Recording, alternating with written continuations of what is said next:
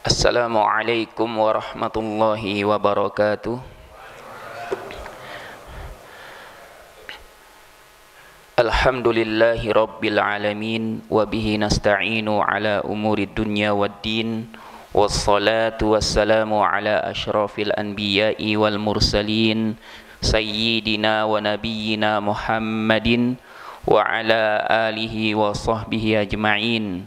Allahumma la ilma lana illa ma 'allamtana innaka antal alimul hakim.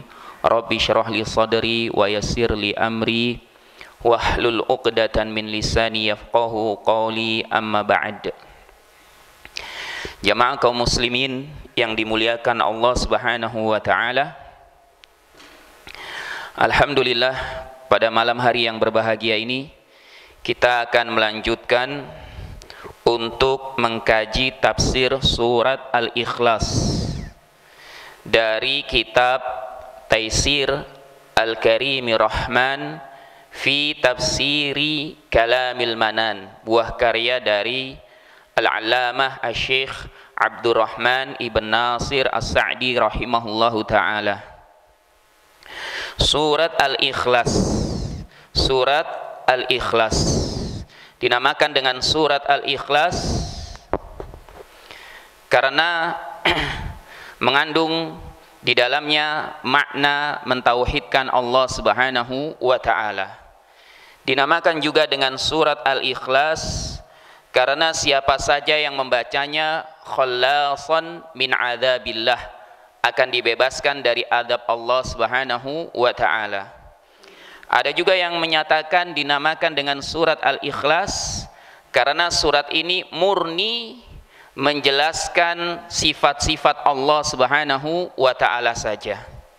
Sebagaimana hal ini juga disebutkan oleh Fakhrur Razi dalam kitab tafsirnya, di mana beliau rahimahullahu taala berkata, "Wali anna man i'taqadahu kana mukhlishan fi dinillah. Wali anna man mata alaihi kana khalasahu minan nar." Dinamakan Al-Ikhlas karena siapa saja yang meyakininya, dia akan ikhlas dalam menjalankan agama Allah Subhanahu wa taala. Dinamakan dengan surat Al-Ikhlas karena siapa saja yang mati di atas keikhlasan, maka dia akan dibebaskan dari api neraka. Kemudian jamaah kaum muslimin yang dimuliakan Allah Subhanahu wa taala, surat Al-Ikhlas ini juga dinamakan atau memiliki beberapa nama yang lainnya. Di antaranya surat Al-Ikhlas dinamakan dengan surat At-Tafrid, dinamakan juga dengan surat At-Tajrid, dinamakan juga dengan surat At-Tauhid, dinamakan juga dengan surat Qul huwallahu ahad. Namun yang paling populer, surat ini dinamakan dengan surat Al-Ikhlas sebagaimana yang dicantumkan di dalam Al-Quran yang sekarang ini berada di antara kita. Kemudian surat ini hanya terdiri dari 4 ayat saja. Namun walaupun terdiri dari 4 ayat, surat Al-Ikhlas ini memiliki keutamaan yang sangat besar sekali. Di antaranya sebagaimana disebutkan oleh Nabi kita yang mulia Muhammad sallallahu alaihi wasallam, bahwa surat Al-Ikhlas ini ta'dilu thulutsal Quran, sebanding dengan sepertiga Al-Quran. Kenapa demikian? Sebagaimana disebutkan oleh para ulama, bahwasanya Allah Subhanahu wa taala menurunkan Al-Quran, di dalamnya berisi 3 bagian. Bagian yang pertama tentang hukum, bagian yang kedua tentang wa'dun wa wa'id, tentang janji dan ancaman, bagian yang ketiga tentang al-asma wa sifat, tentang nama-nama Allah dan sifat-sifatnya yang maha indah lagi maha mulia. Dan surat Al-Ikhlas ini mengandung bagian yang ketiga, yaitu menjelaskan tentang nama-nama Allah yang maha indah dan sifat-sifatnya yang maha sempurna lagi maha tinggi. Kemudian di antara keutamaannya juga sebagaimana dalam hadis dari Ummul Mukminin Aisyah radhiyallahu anha bahwasanya beliau berkata, Rasulullah sallallahu alaihi wasallam mengutus seseorang untuk memimpin pasukan. Orang ini ketika mengimami salat senantiasa mengakhirinya dengan surat Al-Ikhlas. Kemudian ketika pasukan ini kembali, mereka pun menceritakan kepada Rasulullah sallallahu alaihi wasallam apa yang dialami oleh mereka dengan pemimpinnya ini, di mana senantiasa mengakhiri salatnya dengan membaca surat Al-Ikhlas. Kemudian Nabi Shallallahu Alaihi Wasallam memerintahkan kepada para sahabatnya ini untuk bertanya kepada orang tersebut, kenapa melakukan yang demikian itu. Akhirnya ketika ditanyakan, orang ini pun berkata, orang yang senantiasa membaca surat Al-Ikhlas di akhir dari salatnya tersebut, ya, li'annaha sifatur rahman, karena surat Al-Ikhlas ini merupakan sifat dari Allah Ar-Rahman yang maha penyayang, ya, wa ana uhibbu an aqra'a biha, dan aku sangat suka untuk membacanya. Setelah kabar ini sampai kepada Nabi Shallallahu Alaihi Wasallam, maka Nabi pun bersabda kepada para sahabatnya, akhbiruhu, kabarkanlah kepada orang ini, annallaha yuhibbuhu, bahwasanya Allah Subhanahu wa taala mencintainya. Dan masih banyak lagi keutamaan surat Al-Ikhlas yang disebutkan oleh para ulama yang diambil dari hadis-hadis Nabi Shallallahu Alaihi Wasallam. Kemudian ada beberapa riwayat yang menjelaskan asbabun nuzul, sebab turunnya surat yang mulia ini. Di antaranya ada orang-orang musyrikin yang berkata, ya Muhammad, wahai Muhammad, unsub lana rabbak, jelaskan kepada kami Tuhan yang engkau sembah, jelaskan kepada kami nasab Tuhan yang engkau sembah. Ya, jelaskan kepada kami nasab Tuhan yang engkau sembah. Mereka menganggap bahwasanya Allah Subhanahu wa taala ini memiliki anak atau diperanakan. Ini sebenarnya merupakan ucapan yang kurang baik atau kurang ajar kepada Allah Subhanahu wa taala. Maka kemudian Allah Subhanahu wa taala pun menurunkan Qul huwallahu ahad, yaitu menurunkan surat yang mulia ini.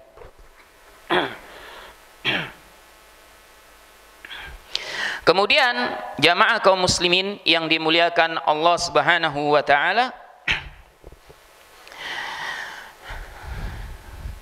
surat ini sebagaimana yang tadi sudah kami sebutkan dinamakan dengan Al-Ikhlas, walaupun tidak ada kata ikhlas di dalamnya.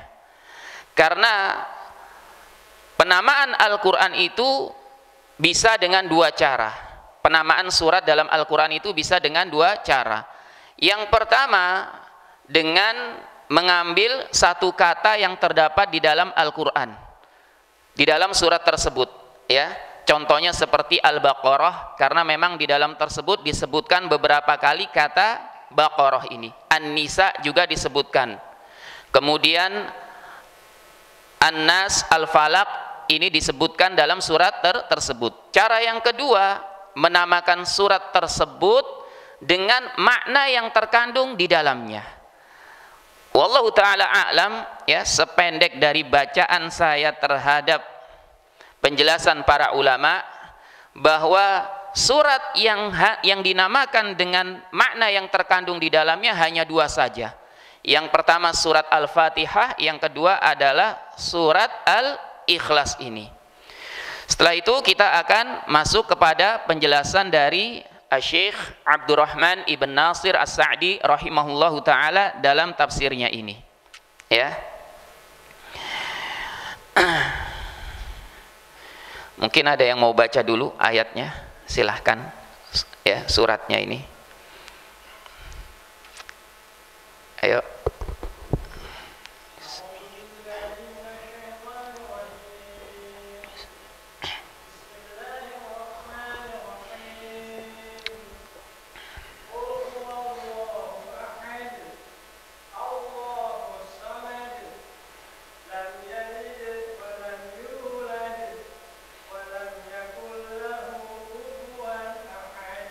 Barakallahu fiik. Ya.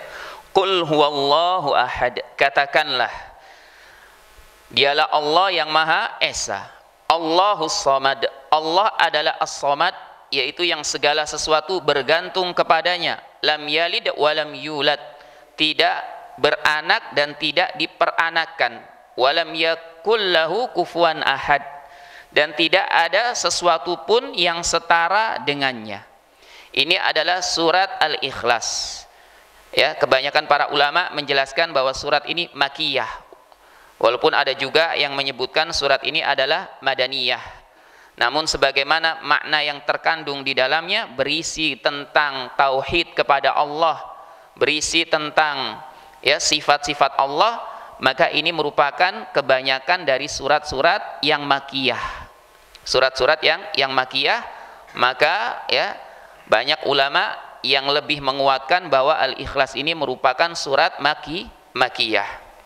Kemudian berkata Syekh Abdurrahman ibn Nasir As-Sa'di rahimahullahu ta'ala, ay qul huwallahu ahad, ay qul, katakanlah. Ini adalah fi'lul amr, kata kerja perintah yang ditunjukkan kepada Nabi kita Muhammad sallallahu alaihi wasallam sebagai jawaban dari pertanyaan orang-orang musyrikin yang bertanya tentang nasabnya Allah Subhanahu wa taala. Qul qaulan jaziman bihi, katakanlah dengan perkataan yang pasti, mu'taqidan lahu, dengan keyakinan, arifan bimaknahu, dengan mengetahui maknanya. Dari apa yang disebutkan oleh al-muallif rahimahullahu taala di sini, maka kita bisa mengetahui bahwasanya surat Al-Ikhlas ini condong lebih menjelaskan kepada masalah keyakinan keimanan. Oleh karena itu ada juga yang menamakan surat Al-Ikhlas ini dengan surat Al-Iman. Ya. Wallahu ahad. Dialah Allah yang Maha Esa. Dialah Allah yang Maha Esa. Ahad ini merupakan salah satu dari nama Allah Subhanahu wa taala yang Maha Indah. Yang artinya akan disebutkan oleh Syekh As-Sa'di rahimahullahu taala di sini. Ai qadin hasarat fihi al-ahadiyatu. Yang maknanya adalah yang keesaannya itu ya dibatasi hanya kepada Allah Subhanahu wa taala. Yang keesaan ini hanya dibatasi kepada Allah Subhanahu wa taala. Artinya Allah Subhanahu wa taala ini yang Maha Esa. Yang tunggal, tidak ada selainnya yang seperti Allah Subhanahu wa taala dalam keesaannya. Fahuwal ahadul munfaridu bil kamal. Dan Allah Subhanahu wa taala ya Maha Esa, Maha Tunggal dengan kesempurnaannya, dengan kesempurnaannya.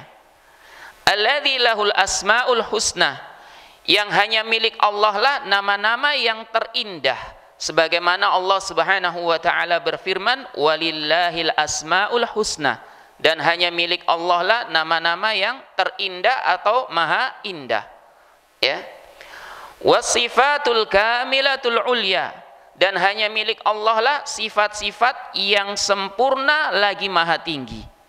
Wal af'alul muqaddasatu, dan perbuatan-perbuatan yang disucikan. Allah Subhanahu wa taala memiliki nama-nama yang terindah, karena setiap nama Allah Subhanahu wa taala pasti mengandung sifatnya, bukan hanya sekedar nama kosong seperti nama makhluknya. Adapun kalau makhluk, ada yang bernama Abdullah tapi ternyata dia abdud dunya, hamba dunia. Ada yang bernama Rahmat tapi rahmatnya ini terbatas hanya kepada keluarganya, kerabatnya atau teman-temannya saja. Berbeda dengan rahmatnya Allah yang maha luas meliputi segala sesuatu. Bahkan ada nama makhluknya yang kosong tanpa makna. Ya, seperti mohon maaf misalkan ada yang namanya siapa? Rudi misalkan. Ada yang tahu apa maknanya Rudi? Ya, atau ada yang namanya siapa? Joshua, ya. Ada yang tahu maknanya Joshua, atau ada yang namanya misalkan ya Pardi? Ya mohon maaf kalau ada yang namanya seperti ini. Apakah ada maknanya ini? Ya ini semua adalah nama-nama kosong. Berbeda dengan nama Allah Subhanahu wa taala, setiap namanya itu dikatakan maha indah karena di dalamnya mengandung sifat-sifat yang sempurna lagi maha tinggi. Ya. Dan hanya milik Allah lah nama-nama yang terindah, sifat-sifat yang sempurna lagi maha tinggi, dan perbuatan-perbuatan yang suci. Alladzi la nadhira lahu wa la mathila. Ya, yang tidak ada yang setara dan serupa. Tidak ada yang setara dan serupa dengan Allah Subhanahu wa taala. Dalam apa? Dalam nama-namanya, sifat-sifatnya, dan af'alnya, yaitu perbuatan-perbuatan Allah Subhanahu wa ta'ala. Semuanya ini Allah Maha Esa, Maha Tunggal. Tidak ada satupun yang setara dan serupa dengan Allah Subhanahu wa ta'ala. Ini adalah makna dari ahad yang disebutkan dalam ayat yang pertama surat Al-Ikhlas. Ya. Kemudian Allahus Samad. Allahus Samad. Sebentar Pak ya, sambil minum dulu.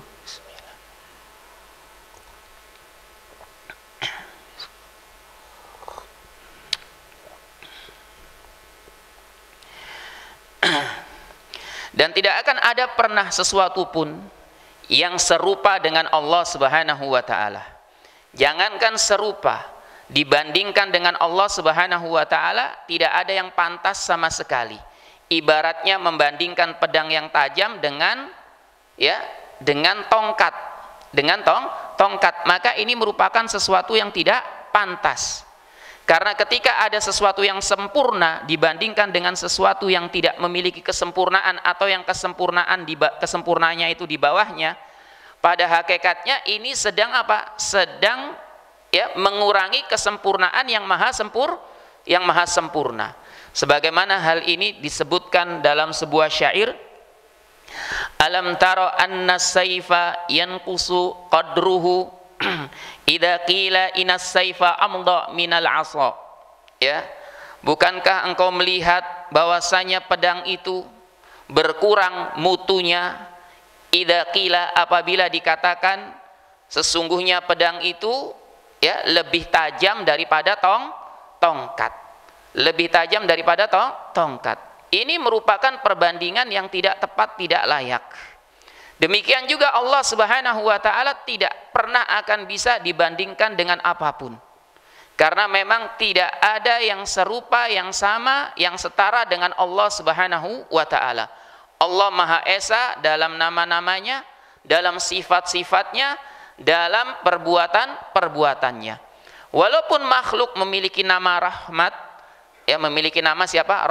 Rahmat. Allah pun juga punya sifat rahmat, tapi tetap tidak akan sama. Karena rahmatnya makhluk ini terbatas. Adapun rahmatnya Allah Subhanahu wa taala maha luas, meliputi segala sesuatu. Kemudian setelah itu Allahus Samad. Allah As-Samad. Allah yang As-Samad, yang artinya biasanya di dalam Al-Qur'an terjemahan yang segala sesuatu itu bergantung kepada Allah Subhanahu wa ta'ala. Dan sebenarnya As-Samad ini memiliki beberapa makna yang disebutkan oleh para ulama. Memiliki beberapa makna yang disebutkan oleh para ulama. Namun walaupun para ulama berbeda-beda dalam memberikan maknanya, semuanya tidak ada yang kontradiksi, justru saling melengkapi antara satu dengan yang lainnya.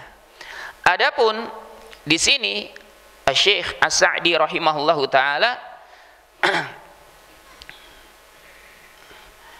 beliau sepertinya mengikuti apa yang disebutkan oleh Ibnu Abbas radhiyallahu anhuma dan Ikrimah dalam menafsirkan As-Samad, yaitu al-maqsudu fi jami'il hawaij. As-Samad itu yang dituju dalam seluruh kebutuhan. Yang dituju yaitu Allah lah yang dituju fi jami'il hawaiji. Allah yang dituju ya dalam seluruh kebutuhan hambanya. Ya. Sebagaimana hal ini disebutkan oleh Ibnu Abbas radhiyallahu anhuma ketika beliau menafsirkan As-Samad, maknanya adalah alladzi yasmudu al-khalaiqu ilaihi fi hawaijihim wa masailihim, yaitu yang seluruh makhluk bergantung kepada Allah dalam kebutuhan-kebutuhan dan permasalahan-permasalahan mereka, ya, dan permasalahan-permasalahan mereka. Fa ahlul alamil ulwi was-sufli muftakiruna ilaihi ghayatal iftiqar. Maka seluruh makhluk yang ada di atas maupun di bawah, yaitu makhluk yang ada di langit maupun di bumi, muftakiruna ilaihi, membutuhkan kepada Allah Subhanahu wa ta'ala, sangat membutuhkan kepada Allah dan sangat bergantung kepada Allah Subhanahu wa ta'ala. Ya. Yas'alunahu hawaijahum, semua makhluk tersebut memohon kepada Allah agar memenuhi kebutuhan-kebutuhan mereka, wa yarghabuna ilaihi fi muhimmatihim, dan mereka juga mengharapkan kepada Allah ya agar memenuhi keinginan-keinginan mereka. Agar memenuhi keinginan-keinginan mereka. Ini merupakan sifat yang kedua yang disebutkan dalam ayat yang mulia, dalam surat yang mulia ini. Yang pertama ya disebutkan di sini bahwa Allah itu ahad. Allah itu ahad. Dan konteksnya ini sedang menjawab pertanyaan orang musyrik. Menjelaskan kepada mereka bahwa Allah itu ahad. Dan ini merupakan sifat Tuhan yang pertama, harus ahad. Karena kalau misalkan berbilang, maka hal itu akan ya menjadikan Tuhan itu memiliki aib atau sekutu, sehingga tidak ya kekuasaannya itu tidak mutlak. Kemudian sifat yang kedua di sini disebutkan Allah itu As-Samad, yang segala sesuatu atau seluruh makhluknya itu membutuhkan, bergantung kepada Allah dalam memenuhi kebutuhan dan permasalahan-permasalahan mereka. Ini sifat Tuhan ini sifat yang kedua yang harus dimiliki oleh Tuhan. Karena kalau misalkan Tuhan masih bergantung kepada selainnya, ya, maka ini merupakan aib bagi Tuhan.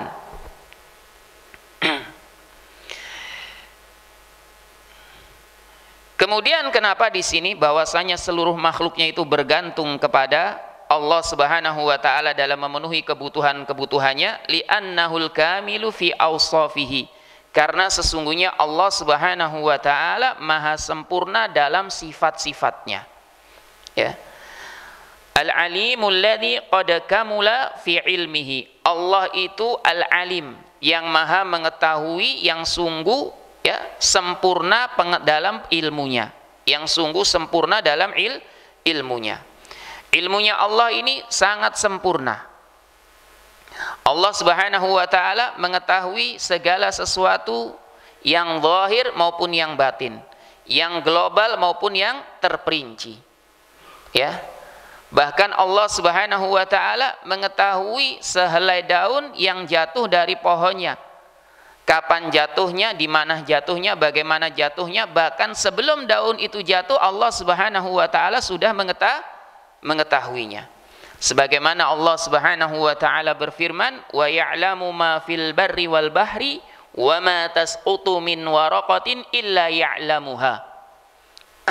Dan Allah mengetahui ya segala apa yang ada di daratan dan di lautan, dan tidaklah sehelai daun yang terjatuh melainkan Allah pasti mengetahuinya.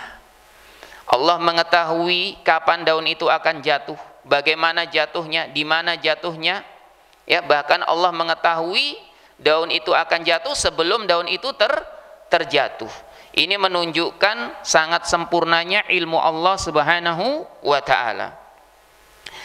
Al-Halimul ladzi qad kamula fi hilmihi. Allah Subhanahu wa taala ya juga Maha penyantun yang sempurna kesantunannya. Ar-Rahimul ladzi kamula fi rahmatihi. Allah Subhanahu wa taala Ar-Rahim yang Maha penyayang, alladzi kamula fi rahmatihi, yang sempurna rahmatnya. Alladzi wasi'at rahmatuhu kulla syai'in, yang rahmatnya ya maha luas mencangkup segala sesuatu. Bahkan di dalam hadis disebutkan bahwa Nabi sallallahu alaihi di dalam hadis ya, ini hadis qudsi ya, disebutkan Allah Subhanahu wa taala berfirman, inna rahmati sabaqat ghadabi, sesungguhnya rahmatku itu ya mendahului kedurhakaanku.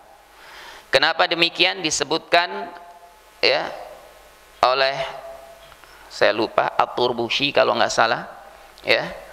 Kenapa rahmat Allah Subhanahu wa taala ini lebih didahulukan daripada kedurhakaannya?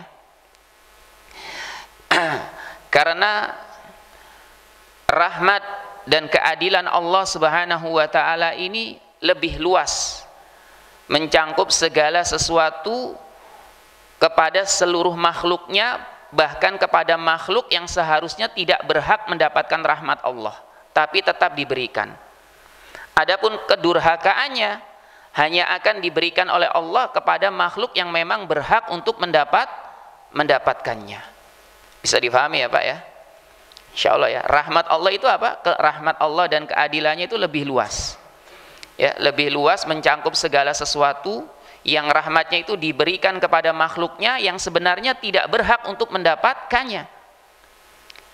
Tidak berhak mendapatkannya. Ya. Adapun kedurhakaannya hanya diberikan kepada makhluk yang memang berhak untuk mendapatkannya.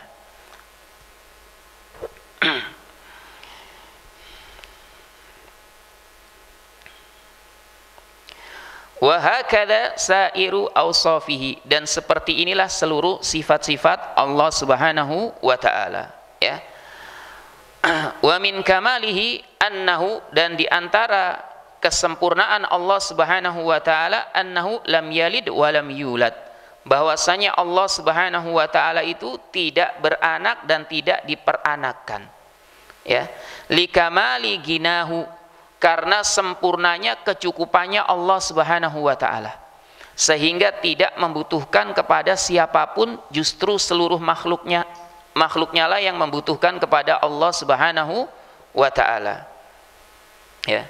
Dan lam yalid wa lam yulad di sini menafikan Allah itu punya anak, baik laki-laki maupun perempuan, dan juga menafikan Allah memiliki pasangan. Begitu juga menafikan Allah Subhanahu wa taala memiliki orang tua, ibu maupun bapak. Dan ini juga sebagai bentuk untuk mensucikan Allah Subhanahu wa taala dari persangkaan orang-orang musyrik yang mereka ini menyatakan bahwasanya Allah, malaikat itu adalah anak-anak perempuan Allah. Kemudian juga dari orang-orang Yahudi yang menyatakan bahwa Uzair adalah anak Allah, dari orang Nasrani yang menyatakan Isa adalah anak Allah ya. Kemudian lam yalid wa lam yulad ini juga menjelaskan sifat kesempurnaan ya, sifat yang sempurna, sifat hayat, sifat hidup bagi Allah Subhanahu wa taala yang maha sempurna, di mana sifat hidup Allah Subhanahu wa taala ini tidak didahului dengan ketiadaan.